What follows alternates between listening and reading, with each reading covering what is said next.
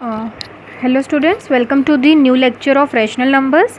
In the previous lecture we have discussed about the introduction of rational numbers and the basic difference between the rational numbers and the fractions. Now we will discuss about the standard form of a rational number. So any rational number in the form of p by q, or we can say that if minus 2 by 8, if it is a rational number, then what is the standard form of this rational number? So for standard form, you know that you have to write both numerator and denominator in such a way that there is no common factor between both of them other than 1. So here 2 1s and 2 4s, which is equals to minus 1 by 4. So standard form of minus 2 by 8 is minus 1 by 4. Or if 2 by minus 5, in this case the standard form is equals to, here you notice that 2 and 5 have only one common factor and that is 1. That means now its standard form will be equals to minus 2 by 5, because in standard form two things you have to keep in mind. First thing, that there is in denominator no number should be negative. That means negative sign will be always in the numerator. And the second thing is, numerator and denominator have only one as common factor. Okay, so this is for standard form of rational numbers. So next one is your absolute value or modulus of a rational number. Like you have already learned in case of integers what is the meaning of absolute value or modulus. So same is the case with rational numbers. This is the sign of modulus. Okay, तो modulus में हम क्या करते थे? Modulus का मतलब क्या होता था? Modulus of x will be equals to x if x greater than 0, means if x is positive, if here x is any variable, if x is positive then modulus of x is equals to x, and if x is negative this will be equals to minus of x. If x is negative then it is equals to minus x. Example, here if 5 by 3, so modulus of this is according to this definition 5 by 3 आपको पता है greater than 0 है. So modulus क्या रहेगा? Same जो अंदर वाली term है वही आ जाएगी, 5 by 3.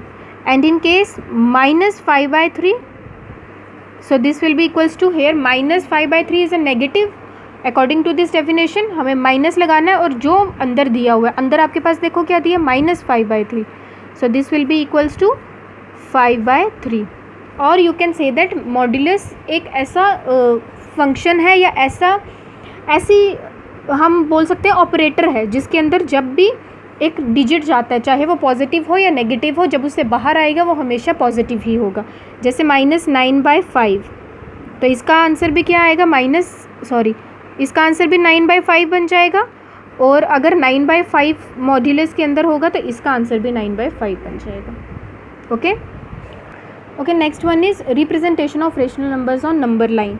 सो लाइक हमारे पास एक रेशनल नंबर मैंने ले लिया है 5 by 3, इसको हमें रिप्रेजेंट करना है कहाँ? नंबर लाइन पे. तो जैसे तुम लोगों ने पहले किया हुआ है इन केस ऑफ फ्रैक्शंस, वही सेम प्रोसेस हम यहाँ यूज़ करेंगे.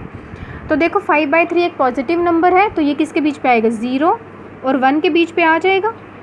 तो बस आप इसे डिवाइड कर लो, 0 by 3, 1 by 3, 2 by 3 and 3 by 3. Here 3 by 3 will gives you 1, यही 1 बनेगा.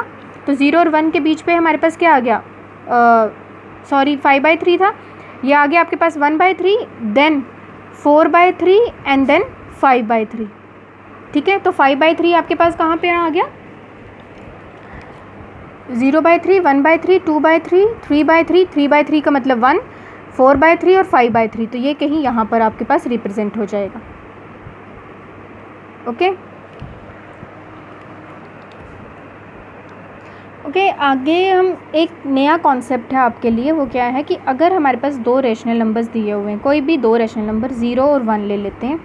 अब आप बोलोगे कि 0 और 1 रेशनल नहीं है, तो कल हमने पढ़ा था कि 0 और 1 जितने भी इंटीजर्स हैं वो रेशनल्स होते हैं.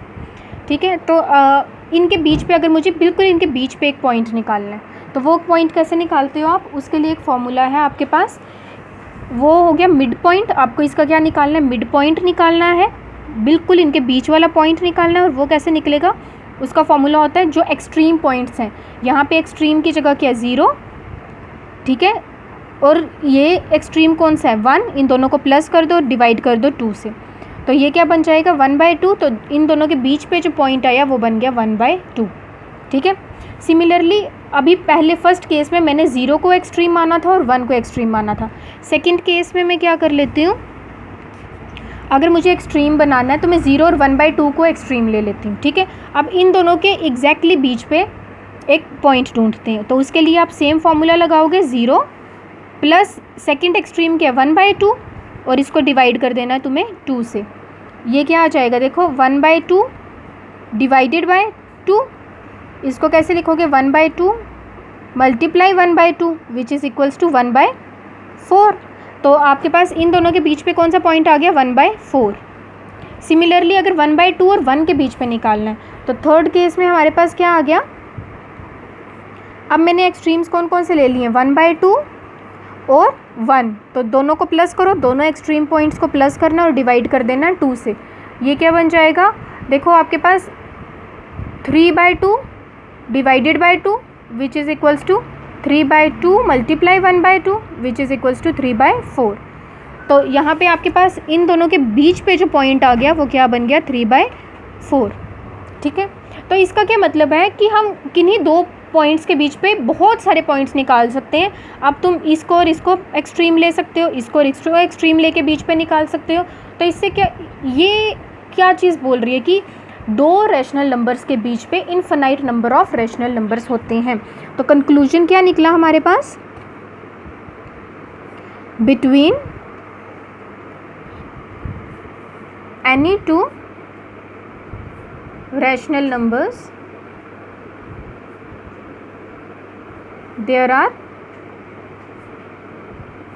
इनफाइनाइट, इनफाइनाइट का मतलब क्या हो गया, बहुत सारे जिनको तुम काउंट नहीं कर सकते हो, infinite number of rational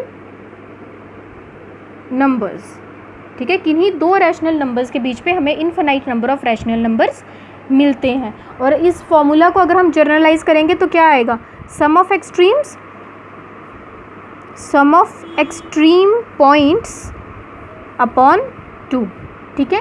so that's all for today.